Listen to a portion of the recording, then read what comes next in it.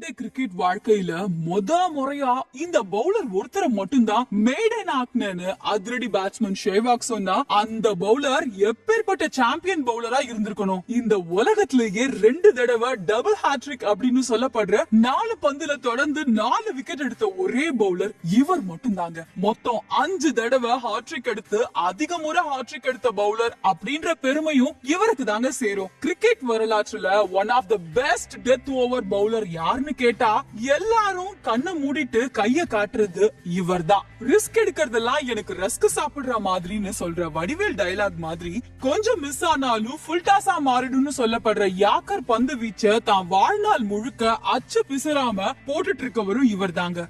எல்லாருமே ஒரு ஸ்டைல்ல பவுலிங் போட்டா இவரு தனக்குன்னு ஒரு தனி ஸ்டைல உருவாக்கி என் வழி தனி வழின்னு சொன்ன பவுலரும் இவர் தான். அந்த இவரு வேற யாரும் இல்லங்க, யாக்கர் கிங் லத்தீஸ் மலிங்கா தான். மலிங்கா 1983 வருஷம் ஸ்ரீலங்கால இருக்க கேலா டிஸ்ட்ரிக்ட்ல இருக்க ரத்காமாங்கிற ஒரு கடலோர கிராமத்துல பிறந்திருக்காரு. ஆரம்ப நாட்கள்ல பசங்களோடு சேர்ந்து ஸ்ட்ரீட் கிரிக்கெட் ஆடிட்டு இருந்தவரு காலை ஊர்ல இருக்க வித்யலோகா காலேஜ்ல படிக்க போயிருக்காரு. அங்கதான் மலிங்காவோட கிரிக்கெட் வாழ்க்கைக்கு பிள்ளையார் சுழி போடப்பட்ட இடம். அங்கதான் முன்னாள் ஸ்ரீலங்கா டீம் வேகப்பந்து வீச்சாளர் சம்பகா ராமநாயக்கா மலிங்காவை பார்த்தாரு. மலிங்காவோட அந்த வித்தியாசமான பவுலிங்க பார்த்து ரொம்பவே இம்ப்ரெஸ் ஆகி காலை கிரிக்கெட் கிளப்ல மலிங்காவை சேர்த்து விட்டுருக்காரு. அங்க அவர் விளையாண்டுட்டு வர அது தொடர்ந்து மஹிந்தா காலேஜ்ல ஃபர்ஸ்ட் 11 கிரிக்கெட் டீம்ல சேர்த்து விட்டாரு. அங்க மலிங்காவோட வேகம் ஸ்டார் பேட்ஸ்மேன்களையே சாய்க்கவே நேஷனல் லெவல்ல கவனத்தை ஈர்த்தாரு. கோச் ராமநாயக்காவே மலிங்காவோட ரா பவுலிங்க கரெக்ட் பண்ணி அவரை ப்ராப்பர் பவுலரா மாத்தி விட்டாரு. மலிங்காவோட round arm sling action bowling போடுற பழக்கம் டென்னிஸ் பால் கிரிக்கெட் விளையாடும் போது வந்திருக்கு. அப்படி போடும்போது அவருக்கு வேகம் அதிகமா வர அதை அப்படியே கண்டினியூ பண்ணிட்டாரு. 2004 ஆஸ்திரேலியாவுக்கு எதிரான டெஸ்ட் போட்டியில மலிங்காவுக்கு ஃபர்ஸ்ட் டைம் டீம்ல இடம் கிடைக்குது. முதல் போட்டியில 6 விக்கெட் எடுத்து எல்லாரோடைய கவனத்தையும் இவர் பக்கம் திரும்பி பார்க்க வச்சாரு. அதுவும் Gilchrist, Damien Martyn, Darren Lehmann போன்ற பேட்ஸ்மேன்களோட விக்கெட்டை வீழ்த்தினாரு. மலிங்காவோட ஒன் டே டெபியூ 2004 ஏசியா கப்ல யுனைடெட் அரப் எமிரேட்ஸ் டீம் கூட நடந்துச்சு. அந்த போட்டியில 1 விக்கெட் எடுத்திருந்தாரு. அதுக்கப்புறமா டீம்ல தொடர்ந்து எழும்பிடிக்க ஆரம்பிச்சாரு. மலிங்காவோட ஆரம்ப கால பவுலிங் ஸ்பீட் எவ்வளவு தெரியுமா? 150 கிலோமீட்டர் வேகத்துல இருக்கும். சில நேரம் 155 கிலோமீட்டர் கூட போகும். இதனாலேயே இவரோட பவுலிங்ல தாக்கு பிடிக்க முடியாம பல பேட்ஸ்மேன்கள் அவுட் ஆகி போயிருவாங்க. 2004 இருந்து 2006 வரைக்கும் டீம்ல ஒரு நார்மலான பவுலரா இருந்தவரு 2007 வேர்ல்ட் கப்ல உலக கிரிக்கெட்டே திரும்பி பார்க்கிற அளவுக்கு ஒரு மிகப்பெரிய மகத்தான சாதனையை பண்ணாரு.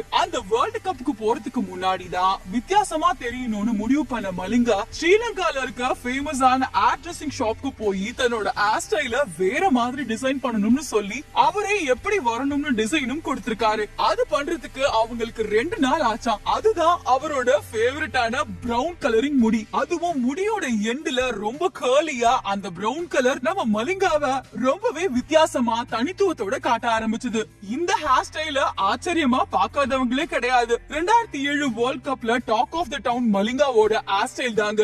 வெறும் ஹேர் ஸ்டைலால மட்டும் மலிங்கா ஈர்க்கல. சவுத் ஆப்பிரிக்கா கூட தோற்றுவோம்னு நினைச்ச மேட்ச தன்னோட சாகசமான பந்து வீச்சால தலை கீழா திருப்பி வெற்றிக்கு ரொம்ப கிட்டத்துல கொண்டு போய் விட்டாரு. மரண பயத்தை காமிச்சிட்டாங்க பரமான்னு சொல்லுவாங்கல்ல, அதே மாதிரி மலிங்காவும் சவுத் ஆப்பிரிக்காவுக்கு மரண பயத்தை காமிச்ச மேட்ச் தான் அது. சூப்பர் ஹிட் போட்டியில ஸ்ரீலங்கா 209 ரன் அடிச்சிருந்தாங்க. பதிலுக்கு ஆடின சவுத் ஆப்பிரிக்கா 206 ரன்னுக்கு 5 விக்கெட் அப்படின்ற நிலைமையில இருந்தாங்க. வெற்றிக்கு தேவை வெறும் 4 ரன்கள். 44வது ஓவர் வீசினவரு கடைசி 2 பந்துல பொல்லாக்கையும் ஆண்ட்ரோ ஆலையும் அவுட் ஆக்குனாரு. 46வது ஓவரை திரும்பவும் போட வந்தவரு தன்னோட மாய பந்து வீச்சால காலிஸ் கீப்பர் கேட்ச் கொடுக்க வச்சு ஹாட்ரிக் எடுத்தாரு. அதுக்கு அடுத்த பால்ல தன்னோட அக்யூரட்டான யாக்கரால நீட்னிய போல்ட் ஆக்கி 4 பந்துகள்ல 4 விக்கெட்டுகளை எடுத்து வேர்ல்ட் கப்ல டபுள் ஹாட்ரிக் எடுத்த முதல் பவுலர் அப்படின்ற பெருமையை பெற்றாரு. 4 பந்துல 4 விக்கெட் எடுத்தா கிரிக்கெட் முறையில அத டபுள் ஹாட்ரிக் அப்படின்னு சொல்லுவாங்க. அந்த வேர்ல்ட் கப்ல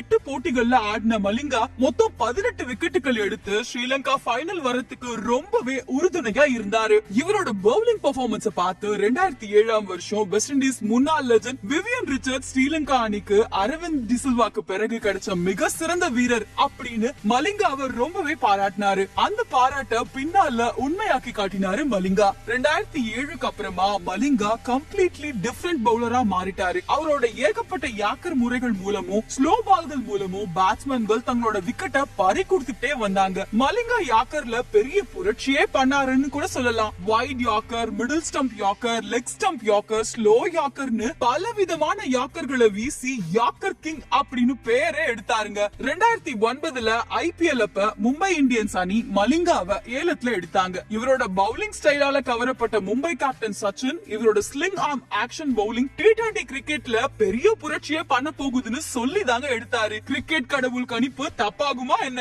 அவர் சொன்ன மாதிரியே மிகப்பெரிய புரட்சிய IPL போட்டிகள்ல மலிங்கா பண்ணாரு. 122 போட்டிகள்ல ஆடி 170 விக்கெட்டுகள் எடுத்து IPL வரலாற்றுல அதிக விக்கெட் எடுத்த பவுலர் அப்படின்ற சாதனைய தன் கைவசம் வச்சிருக்காரு மலிங்கா. ஒவ்வொரு சீசன்லயும் 15ல இருந்து 25 விக்கெட்ட அசால்ட்டா எடுத்த மலிங்கா 4 முறை கப் அடிக்க ரொம்பவே உதவியா இருந்திருப்பாரு. 2011 வேர்ல்ட் கப்லயும் மலிங்கா கென்யா கூட ஹாட்ரிக் விக்கெட் எடுத்து கலக்கிருப்பாரு. வேர்ல்ட் கப் ஹிஸ்டரியில 2 தடவை ஹாட்ரிக் எடுத்த ஒரே பவுலர்னா அது மலிங்கா தாங்க. ஃபைனல் போட்டியில ஷேவாக் அண்ட் சச்சினை அடுத்தடுத்த கேப்ல அவுட் ஆக்கி எல்லா இந்தியன்ஸ்க்கும் அதிர்ச்சி வைத்தியம் கொடுத்தவரு மலிங்கா. நல்ல வேலை தோனி அண்ட் காம்பீர் பார்ட்னர்ஷிப்பால நம்ம கப் அடிச்சிட்டோம். 2012 T20 வேர்ல்ட் கப் அப்ப இவரை வைஸ் கேப்டனா அறிவிச்சாங்க. 2014 T20 வேர்ல்ட் கப் ஆடும்போது அப்ப இருந்த கேப்டன் சாண்டிமாலோட பெர்ஃபார்மன்ஸ் சரியில்லாத காரணத்தினால அவரே முன் வந்து வெளியே உட்கார்ந்துடுறாரு. அதுக்கப்புறமா மலிங்காவை கேப்டனா அறிவிச்சாங்க. மலிங்கா டீமை சக்சஸ்ஃபுல்லா வழி நடத்தி அந்த வருஷ கோப்பைய ஸ்ரீலங்காவுக்கு வாங்கி கொடுத்திருப்பாரு. அதுலயும் பாகிஸ்தான் கூட நடந்த மேட்ச் அப்ப அவர் எடுத்த 5 விக்கெட்ஸ் இப்பவும் எல்லார் மனசை விட்டும் போகவே போகாது. எல்லா பவுலருக்கும் வர காயங்கள் மாதிரி தான் மலிங்காவுக்கும் வந்துச்சு. ஏன்னா அதிவேக ஃபாஸ்ட் பவுலரா இருந்ததுனால காயங்கள் ரொம்ப அதிகமாவே வந்துச்சு. ஒவ்வொரு தடவையும் பல மாசங்கள் ஆச்சு ஒவ்வொரு காயத்துல இருந்தும் மீண்டு வரத்துக்கு. 2011 அப்புறமா டெஸ்ட் போட்டியில இருந்து ஓய்வு அறிவிச்சிட்டாரு.